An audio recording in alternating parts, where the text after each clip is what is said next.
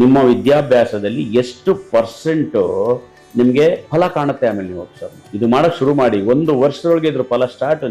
ಜಾತಕವನ್ನ ಪರಿಶೀಲಿಸಿದಾಗ ಇದು ಗೊತ್ತಾಗುತ್ತೆ, ಈ ವ್ಯಕ್ತಿಯ ಜೀವನದಲ್ಲಿ ಯಾವ ಗ್ರಹಗಳು ಬಲಿಷ್ಠವಾಗಿವೆ, ಯಾವ ಗ್ರಹಗಳು ನಿರ್ಬಲವಾಗಿವೆ ತಿಳ್ಕೊಂಡು ಆ ಗ್ರಹಗಳಿಗೆ ಔಷಧಿ ಮಾಡಿದರೆ ಆ ವ್ಯಕ್ತಿಯ ಜೀವನ 50% ಆದರೂ ಕೂಡ ಸರಿ ಹೋಗುತ್ತದೆ. ನಿಮ್ಮ ಗ್ರಾನೈಟ್ AC ಮನೆಯೊಳಗೆ ಅಟ್ಲೀಸ್ಟ್ ಅದನ್ನ ಅಲ್ಲೇ ಕೂತ್ಕೊಂಡು ಪ್ರೇ ಮಾಡಿ. ಎಲ್ಲಿ ಜೀವನವನ್ನು ಅಡ್ಡಾದಿಡ್ಡಿ ಜೀವನ ಮಾಡಿಕೊಂಡು ಮಧ್ಯಾಹ್ನ 11 ಗಂಟೆಗೆ ಎತ್ಕೊಂಡು ರಾತ್ರಿ 2 ಗಂಟೆಗೆ ಮಲ್ಕೊಂಡು ಸಿಕ್ಕಿ ಪಕ್ಕಿದೆಲ್ಲ ತಿನ್ಕೊಂಡಿರ್ತೀವೋ ಆಗ ರೋಗಕಾರಕ ಬ್ಯಾಕ್ಟೀರಿಯಾಗಳು ಗೆಲ್ತವೆ.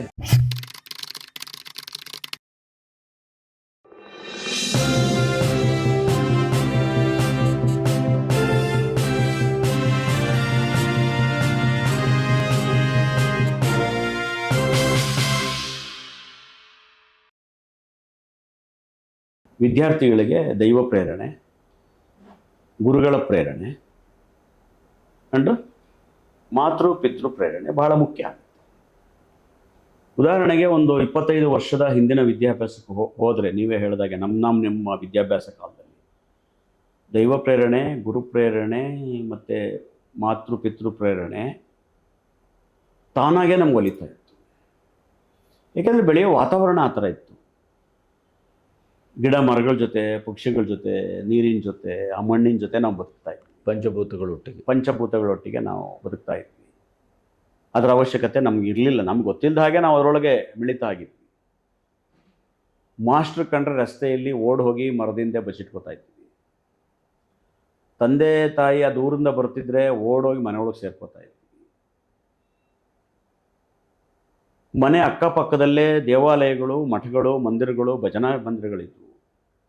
ಅಗತ್ಯವಾಗಿ ಗುರುವಾರ ಹೋಗಿ ಅಟ್ಲೀಸ್ಟ್ ಪ್ರಸಾದ ಸಿಗುತ್ತಾರ ಅನ್ನೋ ಆಸೆಗಾದರೂ ಹೋಗಿ ನಾವು ಭಜನೆ ಮಾಡ್ತೀವಿ. ಈಗ ಮಕ್ಕಳಿಗೆ ಯಾವುದೇ ಆ ರೀತಿಯ ವಾತಾವರಣ ಇಲ್ವೇ, ಎಲ್ಲೂ ಸಿಗ್ತಾ ಇಲ್ವೇ. ಎಲ್ಲೋದ್ರೂ ಆ ಕಾಂಕ್ರೀಟು, ಆ ಒಂದು AC, ಆ ಒಂದು ಐಷಾರಾಮ, ಇದರೊಳಗೆ ಬದುಕುವಾಗ ದೈವ ಪ್ರೇರಣೆ, ಗುರು ಪ್ರೇರಣೆ ಕಷ್ಟ. ಅದಕ್ಕೆ ನಾನು ಈಗಿನ ಪ್ರಕೃತಿ ಪ್ರೇರಣೆ ಅದನ್ನು ಬರ್ತೇನೆ. ನಾನು ಪ್ರಕೃತಿ ಪ್ರೇರಣೆ ಭಾಳ ಮುಖ್ಯ. ಚಳಿ ಆಗುತ್ತೆ ನನ್ನ ಮಗುಗೆ, ಚಳಿ ಆಗುತ್ತೆ ನಮ್ಮ ಮಗುಗೆ ಅಂತ ಬಿಡಿ, ಚಳಿಗೆ ಒಗ್ಗಿಕೊಳ್ಳೋದು. ಬಿಸಿಲಲ್ಲಿ ನಿಂತರೆ ನನ್ನ ಮಗು ಸ್ಕಿನ್ ಹಾಳಾಗ್ಬಿಡುತ್ತೆ, ಕಪ್ಪಾಗುತ್ತೆ ಅಂತಾರೆ, ಬಿಡಿ ಬಿಸಿಲಿಗೆ ಒಗ್ಗಿಕೊಳ್ಳಿ. ಅದು ಮಳೆಯಲ್ಲಿ ನೆನೆಲಿ ಬಿಡಿ. ಈ ದೇಹವೇ ಪಂಚಭೂತಗಳಿಂದ ಆಗಿದೆ, ಏನಾಗ್ಬಿಡುತ್ತೆ ದೇಹಕ್ಕೆ. ಆ ಭಾಗ ಸ್ಕಿನ್ನೇ ಸೆನ್ಸಿಟಿವ್ ಇತ್ತಾ, ಅಲರ್ಜಿ ಇತ್ತಾ, ಬೇಡ ಅಂತೇಳಿ ಆರೋಗ್ಯಕರವಾಗಿರೋ ಮಕ್ಕಳನ್ನು ನಾವು ಯಾಕೆ ಅವಾಯ್ಡ್ ಮಾಡೋದು? ಅಲ್ಲಿ ಮಣ್ಣಲ್ಲಿ ಆಟ ಆಡಲಿ, ಅಲ್ಲಿ ಜ್ಞಾನ ಬರ್ತದೆ. ಆ ಮೂಲಕ ಏನೋ ಜ್ಞಾನ ಬರುತ್ತೆ. ನಮ್ಮ ಮೈಯಲ್ಲಿ ರಂಧ್ರಗಳಿದೆ. ಈ ಮೇಲಿಂದ ಮಳೆ ಬರಬೇಕಾದ್ರೆ ಗ್ರಹಗಳ ಎಲ್ಲ ಅಂಶಗಳನ್ನ ತಗೊಂಡು ಆ ಮಳೆ ನೀರು ಬರ್ತಾ ಇದೆ. ನಾವು ಮಳೆಯಲ್ಲಿ ನೆಂದರೆ ಮಳೆಯಲ್ಲಿ ಈ ರಂಧ್ರಗಳ ಮೂಲಕ ಮಳೆ ನೀರು ಒಳಕ್ಕೆ ಹೋಗುತ್ತೆ. ಗ್ರಹಗಳ ಪ್ರಭಾವ ಮತ್ತು ಅದರ ಪರಿಣಾಮ ಇದರೊಳಗೆ ಸೇರುತ್ತೆ. ಬಿಸಿಲಿನ ಶಾಖದಿಂದ, ಬಿಸಿಲಿನ ಕಿರಣದಿಂದ ಗ್ರಹಗಳ ಪ್ರಭಾವಗಳು, ಅದರ ಪವರು, ಅದರ ಎನರ್ಜಿ ಬರ್ತಿರುತ್ತೆ. ಬಿಸಿಲಲ್ಲಿ ನಿಂತ್ಕೊಂಡ್ರೆ ನಮ್ಮ ಈ ರಂಧ್ರಗಳ ಮೂಲಕ ಅದರ ಪವರ್ ಹೋಗುತ್ತೆ. ಚಳಿಯಲ್ಲೂ ಸಹ ಅದರಿಂದ ಅದನ್ನು ಅವಾಯ್ಡ್ ಮಾಡೋದು ಬೇಡ. ಇದು ಬಹಳ ಮುಖ್ಯವಾಗಿ ಎಕ್ಸ್ಟ್ರಾ ನಿಮಗೆ ಹೇಳಿದ್ದು ನಾನು. ಏನಾಗಲ್ಲ, ಒಂದು ಸರಿ ಶೀತ ಆದರೆ ಅದು 2 ಸರಿ ಶೀತ ಆಗುತ್ತೆ, 3 ಸರಿ ಶೀತ ಆಗುತ್ತೆ. ಆಮೇಲೆ ಮತ್ತೆ ಶೀತಕ್ಕೆ ಹೋದರೆ ಶೀತ ಆಗಲ್ಲ, ಶೀತ ಕಾಮನ್ ಆಗೋಗುತ್ತೆ. ಶೀತಕ್ಕೆ ಹೆದರುವಂಥ ಅವಶ್ಯಕತೆ ಇಲ್ಲ. ಅದಕ್ಕೆ ನಾನಿವಾಗ ಏನು ಹೇಳಕ್ಕೆ ಹೊರಟೆ ಅಂದರೆ, ನಮಗೆ ತಾನಾಗೆ ಸಿಕ್ತಿತ್ತು, ನೀವು ಅದನ್ನೀಗ ಇರೋ ಜಾಗದಲ್ಲಿ ತಗೊಳ್ಳಿ. ನಿಮ್ಮ ಗ್ರಾನೈಟ್ AC ಮನೆಯೊಳಗೆ ಅಟ್ಲೀಸ್ಟ್ ಅದನ್ನು ಅಲ್ಲೇ ಕೂತ್ಕೊಂಡು ಪ್ರೇ ಮಾಡಿ. ಪ್ರತಿಯೊಬ್ಬ ವಿದ್ಯಾರ್ಥಿ ಪ್ರಾರ್ಥನೆ ಮಾಡಬೇಕು. ಬೆಳಗ್ಗೆ ಎದ್ದಾಗ, ರಾತ್ರಿ ಮಲಗುವಾಗ ಓಂ ಬ್ರಹ್ಮಾಂಡಾಯ ನಮಃ, ಓಂ ಪಂಚಭೂತಾಯ ನಮಃ, ಓಂ ಬ್ರಹ್ಮ ವಿಷ್ಣು ಮಹೇಶ್ವರಾಯ ನಮಃ. ಬಂತ ಅಷ್ಟು? ಪಂಚಭೂತಗಳು ಬೆಳೀತಾ ಇಲ್ಲ, ಪಂಚಭೂತವನ್ನು ಸ್ಮರಿಸಿದ್ವಿ ಅಷ್ಟೇ. ಬ್ರಹ್ಮಾಂಡದೊಳಗೆ ನಂಗೆ ಬೆಳೆಯೋಕ್ಕೆ ಅವಕಾಶ ಇಲ್ಲ, ಬ್ರಹ್ಮಾಂಡನ ಸ್ಮರಿಸಿದೆ ಅಂದರೆ ಸಾರಿ, ನನಗೆ ಗಿಡಗಳ ಜೊತೆ ಬದುಕಕ್ಕೆ ಅವಕಾಶ ಇಲ್ಲ. ನಾವಿರೋದು ನಗರಗಳಂತ ಕಾಂಕ್ರೀಟ್ ನಗರದಲ್ಲಿ, ನನಗೆ ಪಂಚಭೂತಗಳಿಗೆ ಬೆರೆಯೋಕ್ಕಾಗ್ತಾ ಇಲ್ಲ. ನಮ್ಮ ಮನೆ ಹತ್ರ ಮಣ್ಣಿಲ್ಲ ಆಟ ಆಡೋಕ್ಕೆ, ಪಂಚಭೂತಾಯ ನಮಃ ಸಾರಿ ಅಂತ ಕೇಳ್ಕೊಳ್ಳುವ ಪ್ರಯತ್ನವನ್ನು ವಿದ್ಯಾರ್ಥಿಗಳು ಮಾಡಿ. ಮಣ್ಣಿನ ಬದಲು ಮೊದಲು ಹೊಯ್ಗೆ ಆದರೂ ಇರ್ತಿತ್ತು, ಈಗ ಹೊಯ್ಗೆಗೂ ತೆಗೆಯೋಂಗಿಲ್ಲಲ್ಲ, ಏನೂ ಮಾಡೋ ಹಾಗಿಲ್ಲ. ಈಗ ಅದಕ್ಕೆ ಪರ್ಯಾಯವಾಗಿ ಬೇರೆ ಬಂದಿದೆ, ಈಗ ಅದರಲ್ಲಿ ಆಟ ಆಡೋಂಗಿಲ್ಲ, ಹಾಗಿಲ್ಲ. ಹಾಗಾಗಿ ವಿದ್ಯಾರ್ಥಿಗಳಿಗೆ ಒಂದು ಟಿಪ್ಸು, ನೀವು ಪಂಚಭೂತದೊಳಕ್ಕೆ ಬನ್ನಿ, ಬ್ರಹ್ಮಾಂಡದೊಳಕ್ಕೆ ಬನ್ನಿ, ಬ್ರಹ್ಮ ವಿಷ್ಣು ಮಹೇಶ್ವರರನ್ನು ಅವರ ಹತ್ತಿರವಾಗಿ ರಾತ್ರಿ ಮಲಗುವಾಗ ಜ್ಞಾಪ ಇಟ್ಕೊಳ್ಳಿ. ಓಂ ಬ್ರಹ್ಮಾಂಡಾಯ ನಮಃ, ಪಂಚಭೂತಾಯ ನಮಃ, ಬ್ರಹ್ಮ ವಿಷ್ಣು ಮಹೇಶ್ವರಾಯ ನಮಃ. ಇದು ಯಾವುದಕ್ಕಿದು ಚಿಕ್ಕ ಮಕ್ಕಳಿಗೆ. ದೊಡ್ಡವರಾಗಿ ನಮಗಿನ್ನೂ ಸ್ವಲ್ಪ ಹೇಳುವ ಕೆಪಾಸಿಟಿ ಇದೆ ಅಂತಂದರೆ ಅವ್ರು ಹೇಳಿ, ನಮ ಸೂರ್ಯಾಯ ಚಂದ್ರಾಯ ಮಂಗಳಾಯ ಬುಧಾಯ ಚ ಗುರು ಶುಕ್ರ ಶನಿಭ್ರಶ್ಚ ರಾಹುವೇ ಕೇತುವೆ ನಮಃ ಗ್ರಹಗಳನ್ನು ಪಠಿಸಬಹುದು. ರಾತ್ರಿ ಮಲಗುವಾಗ, ಬೆಳಿಗ್ಗೆ ಎದ್ದು ಕೂಡಲೇ ಹಾಸಿಗೆ ಮೇಲೇ ಮತ್ತೆ ಎದ್ದು ರೆಡಿಯಾಗಿ ಸ್ನಾನ ಮಾಡಿ ಅವೆಲ್ಲ ಪುರ್ಸೊತ್ತಿರಲ್ಲ, ಅಷ್ಟೊತ್ತಿಗೆ ಮರ್ತೇ ಹೋಗ್ಬಿಟ್ಟಿರುತ್ತೆ. ಅದ್ರ ಬಗ್ಗೆ ಮೂಡ್ ಕಳ್ಕೊಬಿಟ್ಟಿರ್ತೀವಿ. ರಾತ್ರಿ ಹಾಸಿಗೆಗೆ ಹೋಗಿ ಊಟ ಮಾಡಿ ಅರ್ಧ ಬೆಡ್ಶೀಟ್ ಎಳ್ಕೊಂಡ್ರಿ, ನಿಮ್ಮ ಮಂಡಿವರೆಗೆ ಹಂಗೆ ಚಕ್ರಭಾಗ ಕೂತ್ಕೊಂಡ್ರಿ, ನಾನು ಹೇಳಿದ ಅಷ್ಟು ಶ್ಲೋಕವನ್ನು ಹೇಳಿದೆ. ಬೆಳಗ್ಗೆ ಹಾಸಿಗೆಯಿಂದ ಬಲಮಗ್ಲಿಂದ ಕೈ ಒರೆಸ್ಕೊಂಡು ಎದ್ರಿ, ಚಕ್ರಭಾಗ ಕೂತ್ಕೊಂಡ್ರಿ, ಇಷ್ಟು ಮಂತ್ರ ಹೇಳಿದ್ರಿ, ಅಲ್ಲಿಂದ ಎದ್ದು ನಿಮ್ಮ ದಿನಕ್ರಿಯೆಯನ್ನು ಆರಂಭಿಸಿ. ನಿಮ್ಮ ವಿದ್ಯಾಭ್ಯಾಸದಲ್ಲಿ ಎಷ್ಟು ಪರ್ಸೆಂಟು ನಿಮಗೆ ಅದರಲ್ಲಿ ಫಲ ಕಾಣುತ್ತೆ ಆಮೇಲೆ ನೀವು ಅಬ್ಸರ್ವ್ ಮಾಡಿ. ಇದು ಮಾಡೋಕ್ಕೆ ಶುರು ಮಾಡಿ, 1 ವರ್ಷದೊಳಗೆ ಇದ್ರ ಫಲ ಸ್ಟಾರ್ಟು. ನಿಮಗೆ ಯಾವುದೋ ಪರೀಕ್ಷೆಯಲ್ಲಿ ಪ್ರಶ್ನೆ ಉತ್ತರ ಬರೀಬೇಕು, ಓದಿಲ್ಲ ಬಂದುಬಿಡುತ್ತೆ ನಿಮ್ಗೆ ಹಂಗೆ 100%. ಸುಮ್ಮನೆ ಗ್ಲ್ಯಾನ್ಸ್ ಮಾಡ್ಕೊಂಡೋಗಿ ಹೋಗ್ಬೇಕಾರೆ ಅಷ್ಟು ಉತ್ತರ ಬಂದುಬಿಡುತ್ತೆ. ಯಾಕೆ ಅಂದರೆ ಪಂಚಭೂತವನ್ನು ಬ್ರಹ್ಮಾಂಡವನ್ನು ಫ್ರೆಂಡ್ ಮಾಡ್ಕೊಂಡ್ಬಿಟ್ಟಿದ್ದೀರಾ. ದಿನ ಜ್ಞಾಪಿಸ್ಕೊಂಡು. ವಿದ್ಯಾರ್ಥಿಗಳಿಗೆ ಇದೊಂದು ಬಹು ಉಪಯುಕ್ತವಾದಂಥ ಇದು ಮಾಡಬೇಕು.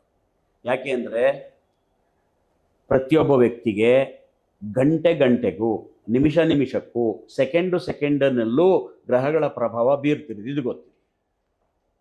ಅದರೊಳಗೆ ಜೀವಿಸ್ತಾ ಇದ್ದೀವಿ ನಾವು ಗ್ರಹಗಳನ್ನು ಸ್ಮರಿಸದೆ ಇನ್ನೇನು ಸ್ಮರಿಸೋದು? ಬೆಳಗಾಗಿದ್ರೆ ನಮಗೆ ಸೂರ್ಯಗೆ ಬೆಳಕು ಬರಬೇಕು, ಸೂರ್ಯಗ್ರಹ ಬೇಕು. ಮಲ್ಕೊಳ್ಳೋಕ್ಕೆ ಚಂದ್ರಗ್ರಹ ಬೇಕು. ಆ್ಯಕ್ಟಿವ್ ಆಗಿರ್ಬೇಕಂದ್ರೆ ಕುಜ ಬೇಕು. ವಿದ್ಯಾ ಜ್ಞಾನ ಸಾಹಿತ್ಯ ಬೇಕಂದ್ರೆ ಬುಧ ಬೇಕು. ಕಲೆ ಸಾಹಿತ್ಯ ಮನೋರಂಜನೆ ಎಂಜಾಯ್ ಮಾಡ್ಬೇಕಂದ್ರೆ ಶುಕ್ರ ಬೇಕು. ಫಾರಿನ್ಗೆ ಹೋಗ್ಬೇಕಂದ್ರೆ ರಾಹು ಬೇಕು. ಚಿತ್ರ ಬರಿಬೇಕು ಅಂದರೆ ಕೇತು ಬೇಕು. ಅಷ್ಟೇ. ನಾವು ಅವ್ರನ್ನ ಸ್ಮರಿಸದೆ ಯಾರನ್ನೇ ಸ್ಮರಿಸೋದು? ಅದಕ್ಕೆ ಹೇಳಿದ್ದು, ಅಷ್ಟು ದೇವರುಗಳ ಹತ್ರ ನಂಗೆ ಹೋಗಿ ಪುರ್ಸೋತಿಲ್ಲ. ಎಲ್ಲೋ ತಿರುಪತಿ, ಧರ್ಮಸ್ಥಳ, ದೂರ, ಉಜ್ಜಯಿನಿ, ಅಲ್ಲೆಲ್ಲ ಹೋಗಿ ಪುರ್ಸೋತಿಲ್ಲ ಅಂತ ಇಟ್ಕೊಳ್ಳಿ. ನಮ ಸೂರ್ಯಾಯ ಚಂದ್ರಾಯ ಮಂಗಳಾಯ ಬುಧಾಯ ಚ ಗುರು ಶುಕ್ರ ಶನಿಭ್ರಶ್ಚ ರಾಹುವೇ ಕೇತುವೆ ನಮಃ. ಓಂ ಬ್ರಹ್ಮಾಂಡಾಯ ನಮಃ, ಪಂಚಭೂತಾಯ ನಮಃ, ಬ್ರಹ್ಮ ವಿಷ್ಣು ಮಹೇಶ್ವರಾಯ ನಮಃ. ಸುಬ್ರಹ್ಮಣ್ಯ ಮತ್ತು ಗಣಪತಿ ಕಥೆ ಆಯಿತು. ಹೌದು. ಬ್ರಹ್ಮಾಂಡ ಎಲ್ಲ ಸುತ್ತಕೊಂಡ್ಬಿಡ್ತು. ಸುಬ್ರಹ್ಮಣ್ಯ ಮೈಕೆ ಎಲ್ಲ ಬೆವರು ಸೂಸ್ಕೊಂಡು, ಗಣಪತಿ ಸೈಲೆಂಟಾಗಿ ಅಪ್ಪ ಅಮ್ಮನ 3 ರೌಂಡ್ ಹೊಡೆದ್ಬಿಟ್ಟು ನಿಂತ್ಕೊಂಡ್ಬಿಟ್ರು. ಬುದ್ಧಿವಂತಿಕೆ. ನಮ್ಮ ಅಪ್ಪ ಅಮ್ಮನೇ ಬ್ರಹ್ಮಾಂಡ ಎಲ್ಲ ಇಲ್ಲೇ ಇದೆಯಲ್ಲ, ಯಾಕೆ ಅಷ್ಟೇ ಸುತ್ತಾಡ್ಕೊಂಡು? ಆ ಕಥೆಗಳನ್ನು ಓದಿ ಕೂಡ ನಾವು ಬುದ್ಧಿ ಕಲಿಲ್ಲ. ಇವತ್ತು ನಮ್ಮ ಕಣ್ಣು ಮುಂದೆ ನಡೆದಿದೆ. ಇಲ್ಲಿ ನಾವು ಏನು ಹೇಳಕ್ಕೆ ಹೊರಟೆ ಅಂತಂದರೆ, ಸಮುದ್ರ ಮಥನ ನಾವು ಕೇಳಿದ್ದೀವಿ. ರಾಕ್ಷಸರು ಮತ್ತು ದೇವತೆಗಳಿಗೆ ಅಮೃತ ಪಾನಕ್ಕೋಸ್ಕರವಾಗಿ ಯುದ್ಧ ಆಯಿತು. ಸರ್ಪವನ್ನೇ ಅವರು ಮಂಥನಕ್ಕೆ ಬಳಸ್ಕೊಂಡ್ರು. ಇದು ಕೇವಲ ಕೃತಯುಗಕ್ಕೆ ಕಾಲಕ್ಕೆ ನಡೆದ ಒಂದು ಆಧ್ಯಾತ್ಮಿಕ ಘಟನೆಯ, ಅಥವಾ ಪ್ರತಿದಿನ, ಪ್ರತಿ ಗಂಟೆ, ಪ್ರತಿ ತಿಂಗಳು, ಪ್ರತಿ ವರ್ಷ ನಮ್ಮ ಜೀವನ ನಡೆಯುತ್ತಿದೆಯಾ? ನಡೀತಿದೆ. ಅದು ಸೂಚಿತ ಅಷ್ಟೇ. ಇದು ಇನ್ಮೇಲೆ ಪ್ರತಿಯೊಬ್ಬರ ಜೀವನದಲ್ಲಿ ನಡೆಯುತ್ತೆ, ನೆನಪಿಟ್ಕೊಳ್ಳಿ ಅಂತ ಅದು ಕೊಟ್ಟಿರ್ತಕ್ಕಂಥ ಇಂಟ್ಸ್. ಹೇಗೆ ನಡೀತಿದೆ ಹಾಗಾದ್ರೆ ಸಮುದ್ರ ಮಂಥನ ನಮ್ಮೊಳಗೆ? ನಮ್ಮ ದೇಹದ ಒಳಗೆ ರೋಗ ನಿರೋಧಕ ಬ್ಯಾಕ್ಟೀರಿಯಾಗಳಿದೆಯಾ? ಇದೆಯಲ್ಲ, ವೈಟ್ ಸೆಲ್ಸ್ ಇದೆ. ರೋಗ ಉತ್ಪಾದಕ ಬ್ಯಾಕ್ಟೀರಿಯಾಗಳಿದೆಯಾ? ಅದು ಇದೆ. ಪ್ರತಿದಿನ ನಮ್ಮ ದೇಹದೊಳಗೆ ಏನು ನಡೆಯುತ್ತೆ? ಸಮುದ್ರ ಮಂಥನವೇ ಅಲ್ವಾ? ರೋಗ ನಿರೋಧಕ ಬ್ಯಾಕ್ಟೀರಿಯಾಗಳು ರೋಗ ಅಪ್ಪಳಿಸಿ ಕಾರಕ ಕಾರಕವಾಗಿ ಕೆಲಸ ಮಾಡ್ತಾ ರೋಗ ಅಪ್ಪಳಿಸಿ ನಮಗೆ ಶೀತ ಬರದ ಹಾಗೆ, ಜ್ವರ ಬರದ ಹಾಗೆ, ಇನ್ನೇನೋ ಕ್ಯಾನ್ಸರ್ ಬರದ ಹಾಗೆ ಅವು ಹೋರಾಟ ಮಾಡ್ತಿರ್ತವೆ. ಏನಾರು ಮಾಡಿ ಇವನಿಗೆ ಜ್ವರ ಬರೆಸ್ಬೇಕು, ಶೀತ ಬರೆಸ್ಬೇಕು, ಕ್ಯಾನ್ಸರ್ ಬರೆಸ್ಬೇಕು ಅಂತ ಇವು ಹೋರಾಡ್ತೀವಿ. ಈ ರೋಗಕಾರಕ ಬ್ಯಾಕ್ಟೀರಿಯಾಗಳು ಹೋರಾಡ್ತವೆ. ಅಲ್ಲೊಂದು ನಡೀತಿದೆ, ಒಂದು ವಾರ ಒಳಗಡೆ, ನಮಗೆ ಗೊತ್ತೇ ಇಲ್ಲ, ಕಾಣಿಸಲ್ವಲ್ಲ. ನಮಗೆ ಬರೇ ಇಂಡಿಯಾ ಪಾಕಿಸ್ತಾನ ಮಾತ್ರ ಯುದ್ಧ ಕಾಣುತ್ತೆ ಟಿವಿಲಿ ಬರೋದ್ರಿಂದ. ಈ ವಾರ ಕಾಣಲ್ವೇ, ಅಲ್ಲೂ ಸೆಲ್ಸ್ ಇಡಿಸ್ತಾ ಇರ್ತಾರೆ, ಅಲ್ಲೂ ಹೆಣಗಳು ಬೀಳ್ತಾ ಇರುತ್ತವೆ, ಅಲ್ಲೂ ರಣರಂಗ ನಡೀತಾ ಇರುತ್ತೆ, ನಮಗೆ ಗೊತ್ತಿಲ್ಲ. ಯಾರು ಸಾತ್ವಿಕ ಆಹಾರವನ್ನ ಸೇವಿಸುತ್ತಾ ನ್ಯಾಯನಿಷ್ಠೆಯಿಂದ ಬೆಳಗ್ಗೆ 5 ಸೂರ್ಯ ಉದಯಕ್ಕಿಂತ ಮುಂಚೆ ಎದ್ದು ಸಾತ್ವಿಕ ಆಹಾರವನ್ನೇ ಸೇವಿಸಿಕೊಂಡು ಹೃದಯವನ್ನು ಪರಿಶುದ್ಧವಾಗಿ ಇಟ್ಕೊಂಡು ಹೋಗ್ತಿರ್ತಾರೆ, ಅಲ್ಲಿ ರೋಗ ನಿರೋಧಕ ಬ್ಯಾಕ್ಟೀರಿಯಾಗಳು ಗೆಲ್ತವೆ, ರೋಗಕಾರಕ ಬ್ಯಾಕ್ಟೀರಿಯಾಗಳು ಸೋಲ್ತವೆ. ರೋಗಕಾರಕ ಬ್ಯಾಕ್ಟೀರಿಯಾಗಳು ಸೋಲ್ತವೆ.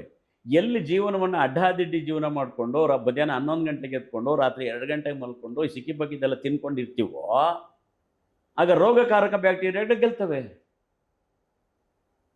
ದಿಸ್ ಇಸ್ ಮಥನ, ನಡೀತಾನೆ ಇದೆ ಎವ್ರಿ ಡೇ. ರೋಗಕಾರಕ ಬ್ಯಾಕ್ಟೀರಿಯಾಗಳು ರಾಕ್ಷಸರು, ರೋಗ ನಿರೋಧಕ ಬ್ಯಾಕ್ಟೀರಿಯಾಗಳು ದೇವತೆಗಳು, ಅಷ್ಟೇ. ಅಲ್ಲೇ ಇದೆಯಲ್ಲ, ದೇವತೆಗಳು ರಾಕ್ಷಸರು. ಅದೇ ರೀತಿ ಇದು ಕಣ್ಣಿಗೆ ಕಾಣುವುದು ಬ್ಯಾಕ್ಟೀರಿಯಾಗಳು. ಅಟ್ಲೀಸ್ಟ್ ನಮಗೆ ಡಾಕ್ಟರ್ಗಳು ಪರಿಶೀಲನೆ ಮಾಡಿದಾಗ ಸಿಕ್ಕತ್ತೆ, ವೈಟ್ ಸೆಲ್ಸ್ ನೀವು ಹೇಳಿದಾಗೆ ಸಿಕ್ಕತ್ತೆ. ಕಣ್ಣಿಗೆ ಕಾಣದಿರುವ ಒಂದು ಮಥನ ಇದೆ, ಅದೇ ಗ್ರಹಗಳ ಮಥನ. ನಾನಾಗಲೇ ಹೇಳಿದಾಗೆ ಇಲ್ಲೇ ಇದೆ. ರಾಹು, ಕುಜ ಮತ್ತು ಕೇತು, ಈ ರವಿ, ಶನಿ ಪಾಪಗ್ರಹಗಳು. ಅಲ್ಲಿಗೆ ಒಂದು ರೀತಿ ವಿರುದ್ಧ ರಾಕ್ಷಸ ಗುಂಪು ಅಂತ ಹೇಳಿ. ಗುರು, ಶುಕ್ರ, ಚಂದ್ರ, ಬುಧ ಬಿಡಿ, ಆ ಕಡೆಗೂ ಇಲ್ಲ ಈ ಕಡೆಗೂ ಇಲ್ಲ, ಇವರು ನಾರದರಿದ್ದಂಗೆ ಬುಧ. ಹಾಗಾದರೆ ಹಂಗೆ, ಹೀಗಾದರೆ ಹಿಂಗೆ. ಇವೊಂದು ದೇವತೆಗಳ ಗುಂಪು. ಇಲ್ಲಿ ವಾರ್ ನಡೀತಿರುತ್ತೆ, ಇಲ್ಲೊಂದು ಮಂಥನ ಆಗ್ತಾ ಇರ್ತದೆ. ಶುಭಗ್ರಹಗಳು ನಮ್ಮ ಮೇಲೆ, ನಮ್ಮ ಜಾತಕದಲ್ಲಿ ಅತಿ ಹೆಚ್ಚು ಪೂರಕವಾಗಿ ಬಲಿಷ್ಠವಾಗಿ ಕೆಲಸ ಮಾಡ್ತಾ ಇದ್ದರೆ ಮನುಷ್ಯ ಆರೋಗ್ಯವಾಗಿ, ಶ್ರೀಮಂತನಾಗಿ, ವಿದ್ಯಾವಂತನಾಗಿ, ದೊಡ್ಡ ಉನ್ನತಕ್ಕೆ ಹೋಗಿ ಬದುಕ್ತಾ ಇರ್ತಾನೆ.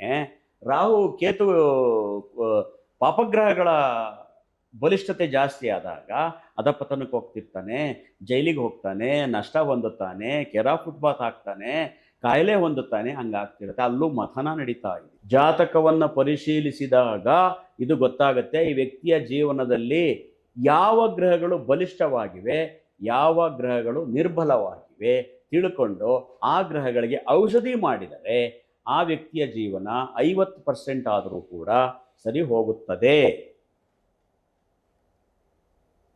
ಅದು ಸಮುದ್ರ ಮಂಥನ, ಇದು ಒಂದು ಗ್ರಹ ಮಂಥನ, ಇನ್ನೊಂದು ಬ್ಯಾಕ್ಟೀರಿಯಾ ಮಂಥನ. ಮಂಥನದೊಳಗೆ ಬದುಕ್ತಾ ಇರ್ತೀವಿ. ಮೊಸರು ಕಡಿಯೋದು ಹಳ್ಳಿ ಕಡೆ, ಈಗಿಲ್ಲ, ಇವಾಗೆಲ್ಲ ಮಿಷಿನ್ ಮಾಡ್ಬಿಡುತ್ತೆ, ಗಿರ್ರ ಅಂತ ಮಿಕ್ಸಿ ಹಾಕ್ಬಿಟ್ರೆ ಬೆಣ್ಣೆ ಎಲ್ಲ ಮೊಸರಾಗುತ್ತೆ, ತುಪ್ಪ ಆಗುತ್ತೆ, ಸೋ. ಹಿಂದೆ ಮೊಸರು ಕಡಿಯೋದು ರಿಜಿಸ್ಟ್ರೇಷನ್ ಮಂಥನ. ಈ 3 ಕಡೆ ಈಗಲೂ ಇರಬೇಕು. ಹೌದು, ಕೆಲವು ಕಡೆ ಉಂಟು. ಆರೋಗ್ಯಕ್ಕೆ ಅಲ್ಲಿ ಬರುತ್ತಲ್ಲ, ಮಜ್ಜಿಗೆಯನ್ನು ಕಡಿದಾಗ ಬೆಣ್ಣೆ ಅಮೃತ. ಇದು ಕೂಡ ಸಿಗ್ನಿಫಿಕೇಶನ್ ಸಮುದ್ರ ಮಂಥನಕ್ಕೆ. ಹಾಗಾಗಿ ನಾವು ದೇವರ ಆರಾಧನೆ, ಆ ಭಕ್ತಿಗಳು, ಆ ಪೂಜೆಗಳು ನಿರಂತರ ಮಾಡ್ಕೋತಿದ್ರೆ ಪ್ರತಿಯೊಬ್ಬ ವಿದ್ಯಾರ್ಥಿಗೆ ವಿದ್ಯೆ ಹತ್ತುತ್ತದೆ.